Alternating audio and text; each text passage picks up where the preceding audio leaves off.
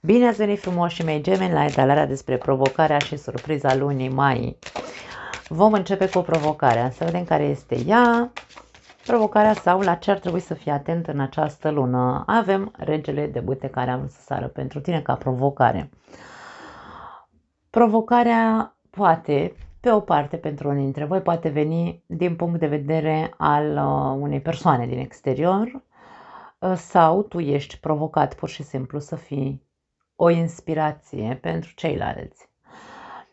La interpretarea de la ce ar trebui să fii atent în această perioadă, la energia ta, pentru că energia ta pare că este una de foc, este una foarte încrezătoare, ești ca un soi de lider care încearcă să îi facă, încearcă să-i convingă pe ceilalți să-l urmeze.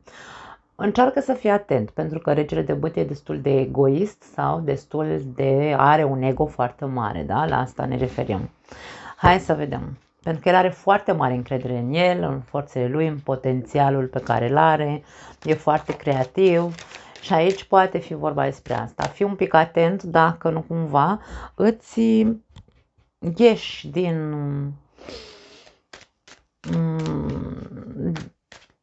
în anumite momente îți iese partea egoistă sau egoică mai mult la suprafață. Asul de monede. Hai să mai vedem câteva cărți. Să vedem. Nu. Încerca să cadă un grup de cărți întreg și nu vreau să iasă câte una, 3 de spade și mai vreau o carte. Ok, asta. Și 6 de spade. Ok, pentru unii dintre voi sunteți provocați într-un fel sau altul, dacă vreți, da? Foarte interesantă combinația. Să fiți, nu știu dacă e corect, rezonabil. Da, cred că rezonabil e cuvântul corect. Sau e corect gramatical, mă refer, că îmi venea razonabil, dar cred că e rezonabil în românește. Să fiți rezonabili în legătură cu o situație. Pentru că aici avem pământ. E ca și cum dacă tu ești foc în momentul de față, într-un fel sau altul, ești provocat să fii foc și pământ. Foc și pământ ce înseamnă? Să ai această energie de egoism sau curaj sau să îi inspiri pe ceilalți, însă să fie cu ceva concret, să fie cu picioarele pe pământ, să fii rezonabil, după cum am spus, în ceea ce tu îți dorești. Pentru că aici vorbim despre dacă tu ești rezonabil și te gândești un pic mai mult la tine, ești un pic mai egoist, nu egoist pe negativ, ci egoist pe pozitiv, ești rezonabil și te gândești la tine, nu-mi fac bine. Ce? Anumite stări pe care le am. Conștientizezi într-un fel sau altul, sau ești provocat să conștientizezi, să fii cu picioarele pe pământ și să-ți dai seama că există aici o chestie de care tu trebuie să te desprinzi, că este o dezamăgire, că este un comportament, da? Că dezamăgirea față de tine, că dezamăgirea față de alții nu contează. Aici tu ești cheia, cumva.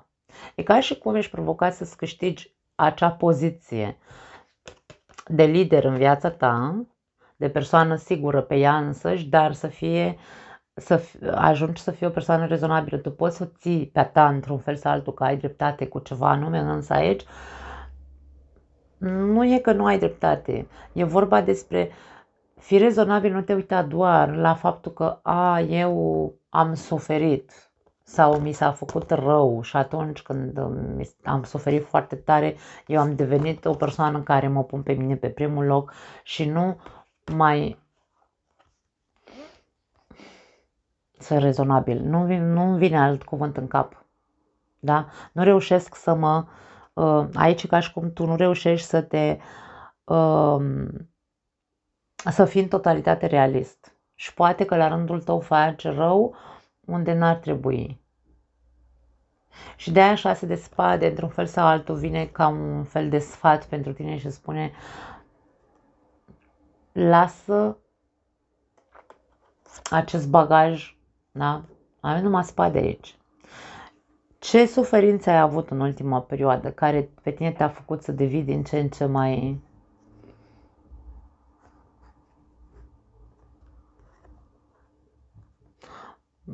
poate irascibil și necontrolat, neîmpământat?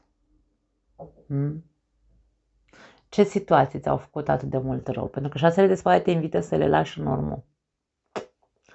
Ok? Să le depășești.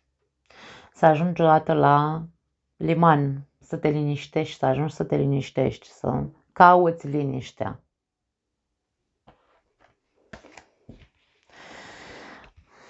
Dacă vorbim la ce ar trebui să fii atent, ar trebui să fii atent la, după cum am zis, la această parte a ta, într-un fel sau altul egoistă, pentru că e posibil să faci la rândul tău rău și să nu-ți dai seama. De-aia vorbim aici de nu sunt rezonabil, domne, nu reușesc să văd concret că nu sunt constructiv, sunt mai repede destructiv și eu în jurul meu și de-aia este vorba despre, ok, fii atent la tine, la ce se întâmplă în tine, legat de acele suferințe din ultima perioadă sau, nu știu, poate, hai să zicem, nu știu, un an, 6 luni, un an, ce s-a întâmplat în viața ta. De încă îți provoacă durere și nu reușești să depășești o situație dezamăgitoare, dureroasă și la rândul tău acum ce faci este că nu reușești să-ți dai seama că și tu ești cel care faci rău în jurul tău altora din cauza faptului că ai suferit pe anume, într-o anume arie a vieții tale. Hai să vedem surpriza sau de ce lucru ar trebui să te bucuri mai mult în această perioadă.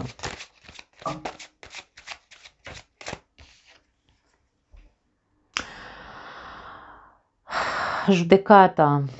Judecata ca surpriză vine cu vești, vine cu trezire, vine cu, nu știu, ceva, un mesaj ajunge la tine care te va face cumva să-ți facă un click în cap, să înțelegi ceva. Judecata ne arată un soi de renaștere. Judecata poate însemna și critică. Că e vorba despre tine, că tu ești foarte critic, autocritic sau critici pe ceilalți. Aici ți se va arăta într-un fel sau altul că tu ești cel care ai nevoie să faci o transformare, o schimbare. Întotdeauna judecata vine cu o schimbare, pentru că vine și ne face click în cap. Și zice, oh, ok, mi-am dat seama acum, îmi dau seama. Surpriza e că ceva, un mesaj sau, nu știu, poate asculți ceva sau nu știu de ce nu poți să citești ceva, undeva ți se va face un click. Că îi transmis de cineva, că tu vei capta de undeva un anume mesaj, e o surpriză, na. De ce lucru ar trebui să te bucuri mai mult de schimbări, de schimbările pe care le-ai făcut în tine în ultima perioadă? Pentru că unii dintre voi ați făcut anumite schimbări, însă nu v-ați eliberat în totalitate de ceva și vedem aici, da? Deci aceste etalări se leagă foarte mult între ele și la Berbec și la Taur am văzut aceleași aspecte de legătură între surpriză și provocare. 3 de spade și 6 de spade ne arată că nu ai depășit o situație dureroasă. Și aici vorba despre, ok, tu ai făcut multe schimbări, însă mai e ceva, pentru că nu te-ai eliberat în totalitate. Da. Bucură-te cumva de micile rezultate pe care le-ai avut, micile schimbări pe care le-ai făcut în viața ta. De ce să nu o faci? Da.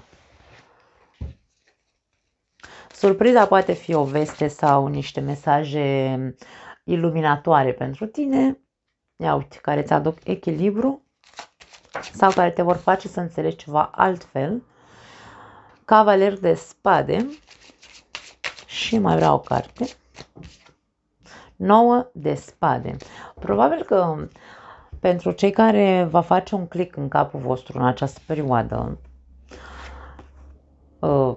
prin acel mesaj, dacă e vorba despre surpriză, vine un mesaj, m-am prins, în sfârșit, Evrica, am văzut ceva, încep să direct busuiocul aici, cu 6 de monede, da?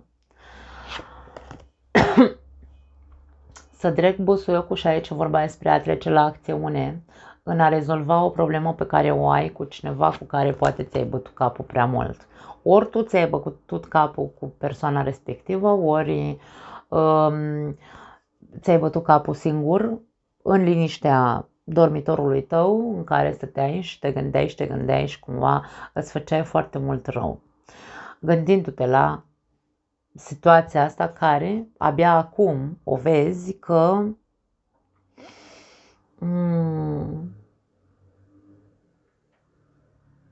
abia acum înțelegi, acum ai momentul Evrika, după cum am spus, da? Sau Eureka, spune cum vrei tu.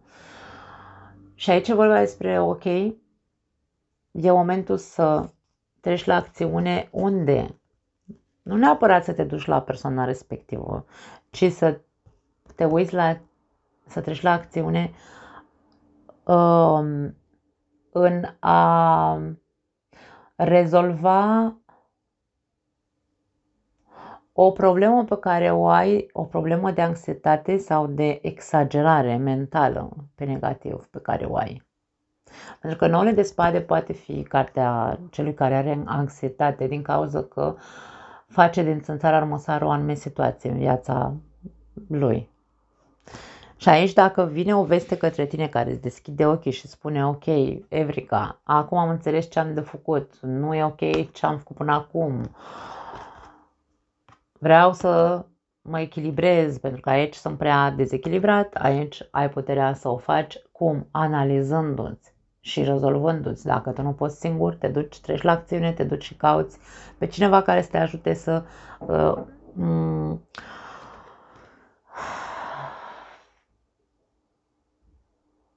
dregi într-un fel sau altul acel busuioc sau să îți coboare anxietatea cu care te-ai alimentat în ultima perioadă.